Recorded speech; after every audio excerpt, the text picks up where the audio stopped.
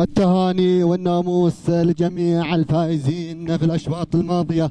مشاهدينا ومتابعينا الكرام، الإثارة تتواصل والتحديات تستمر هنا على أرضية هذا الميدان بفضل من الله ثم بجهود اللجان المنظمة القائمة على أرضية هذا الميدان. نسير وننطلق مع هذه الأسماء ومع هذه الشعارات المنطلقة في هذا الشوط، وبداية هنا مع سيدة للسيد عبيد بن سلمان الدوسري، وثاني المراكز وصلت ضوء للسيد مشاري بن ناصر الرزق، وثالث المراكز وصلت هنا في هذه اللحظات مهيضة ورشيد الأحمد الرشيد الذي غير وانطلق مع مهيضة في هذه اللحظات مع ثاني المراكز، وثالثا هنا ضوء للسيد مشاري بن ناصر الرزق، ورابع المراكز هنا الشاهنية للسيد علي بن صالح بن عفيشة الرزق. ولكن أعود إلى مقدمة الشوط والمركز الأول في هذه اللحظات مهيضة.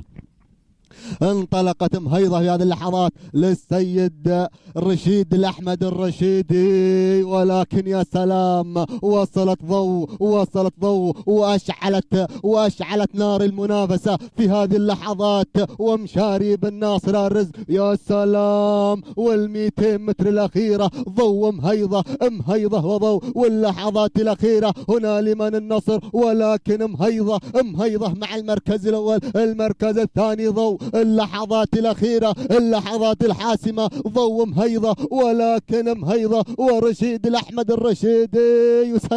سلام مهيضة سلام. ويضيف النقطة الثانية في صباح هذا اليوم المركز الثاني ضوء للسيد مشاري بن ناصر الرزق، ثالث المراكز بالشهل السيد عايض بن هندي الدوسري. فتهانينا والناموس لجميع الفائزين.